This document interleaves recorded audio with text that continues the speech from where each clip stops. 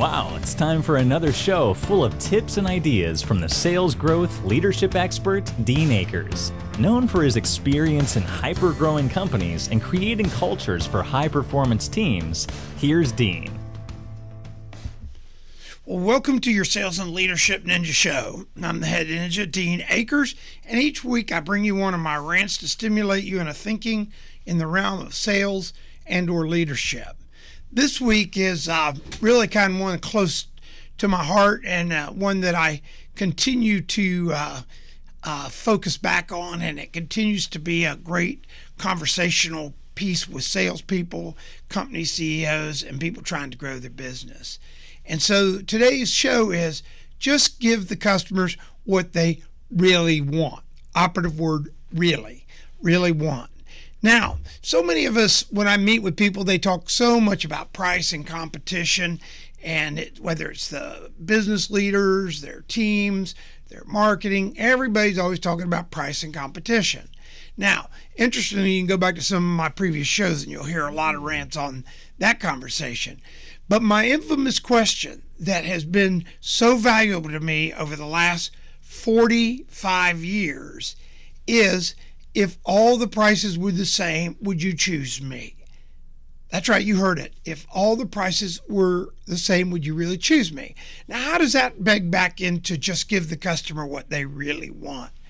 So what you want to do is you want to look at what the values your customer really want in what you do.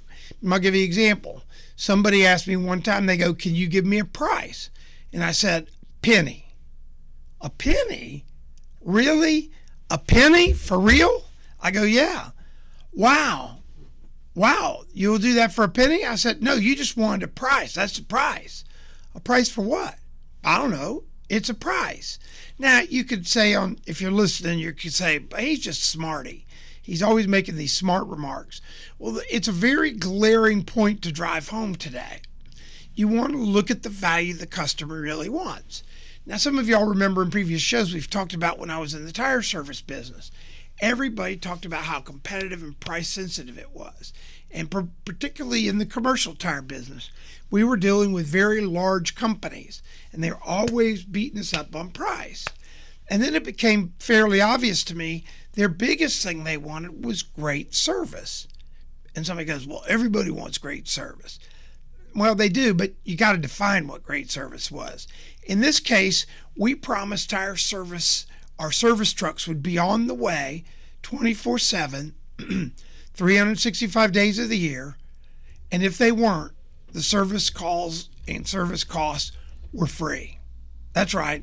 If we weren't on our way within 60 minutes, 24/7, 365, when you called, it was free. And people thought we were crazy. But what really people wanted was fast turnaround. When you have a large truck carrying several $100,000 worth of deliverables that have to be there by a certain time, and you miss a certain time and it becomes highly critical, well, you can see how much difference does $200 really make in a service call. It really doesn't matter. It's immaterial. The fact that the money that these companies make is in the delivery and the use of their trucks. When they're sitting on the side of the road with a tire issue, it was much larger than the price of a service call. So that became our value and really drove our company. So what prompted this also was talking to my son recently, and we were talking about his out cold calling, which he's doing. He's getting people to actually call him back because he's getting on deals, which is awesome. Proud of him. But he started talking to me recently, and he said, "You know, Dad, we could give a bigger warranty. We could give a 1-year warranty on our parts. It would be a bigger value for our customers." I said, "Exactly." So he's getting ready to institute a 1-year warranty on all used parts. Now, here's the irony of this. I've had people go, "Your son's getting ready to give a 1-year warranty? How crazy is that?" Well, he sells a doorknob for 1-year warranty. How many people break a doorknob in less than a year? What breaks on a doorknob? Most of the stuff he sells, 99.99% of his stuff, doesn't break through its course other than a major failure because it was in a wreck or something. So it's not as big a gamble. But what does it do for his customer? It gives him a high level of satisfaction, a high level of satisfaction. And that's what we're really talking about. So he's going to be offering this 1-year warranty. I got to share another story. So my brother, years ago, my brother was working for this large company, and he was doing really well. He was almost like he is a star, but he was a rising star. And so all of a sudden he called me one day and he was crying almost. He was saying, Dean, they're just getting ready to transfer me to the worst territory in the region, and everybody they've transferred there has been since terminated or quit. And he and I talked, and I said, well, don't worry about it, Drew. Just go make it happen. Go in there and give the customers what they want. Give them great customer service. I mean, their company was a customer service, quote, company. So Drew goes there. About 2-3 weeks later, he calls me laughing. I go, what are you laughing about? He says, I just went from last to first. I go, what happened? I said, well, I did exactly what you and I were taught growing up by our dad, to give the customer what they want. I go, that's interesting. Tell me what you mean. So when customers would come in to get something from him and they didn't have it in stock, but they had something that was just like it, but a little bit more expensive or whatever, his people would go, we just don't have it. They go, okay, and they would leave. Well, nobody came in to get something that didn't want it. It wasn't like they were just shopping. This wasn't a mall where they walked through on a weekend. So what he did was he told his team, when somebody walks in to get what we sell, they're going to leave with something that we sell, even if we lose money, because I want them to leave that way. And then try to sell them at the better product with the higher price. But if they won't, say, hey, look, we're out of the other here. Take this for the same price. Now, 2 things happened. One is he got the sale. Well, a couple things. He got the sale. Secondarily, he had a happy customer. And because his people were trying to figure out how to sell to the customer and get them what they want, they had tremendous upsells, because instead of saying we just don't have it, and the customer goes, oh, okay, and walking out, they say, we don't have that, but we have this, and it will be even better, and here's what I can do. Oh, wow, thank you. And they took care of them. So when these people came in, he got them what they wanted, and they left with what they wanted, and thus he turned this whole division area around. I'd say literally overnight. Now he's a senior vice president in his company, doing really well, and been there a number of years. Now, lastly, I want to share a story that happened to me one time. This is the irony of not giving customers what they want.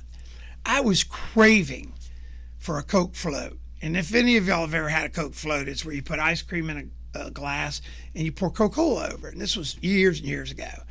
So I was in this restaurant, and the lady said, what would you like? And I said, I really would like a Coke float. And she looked at me, she goes, we don't have Coke floats. And I go, could you make me a Coke float? We don't have Coke floats, sir. What part do you not understand? I said, well, let me ask you this. Do you have vanilla ice cream? She says, yep, sure do. I said, do you have Coca-Cola? She goes, yep, sure we do. I said, then guess what you have? You have a Coke float. Well, she didn't appreciate that at all. And so I said, look, bring me a Coca-Cola in a glass with no ice, please. And could you bring me a serving of ice cream? So she blows away, comes back, and sure as crap, she just brings me back a serving of ice cream and a Coca-Cola without ice in it. So I drank a little bit of the Coca-Cola, put the ice cream in there, and guess what I had? I had a Coke float. And I sat there and I looked and I go, this particular restaurant looked like it was struggling. And I go, are they struggling because they can't get customers, or are they struggling because they're running the customers off? In fact, back to my brother's story, his big thing was they were spending more and had better success at running the customers off that came in to get something than they did getting them something that they came in for.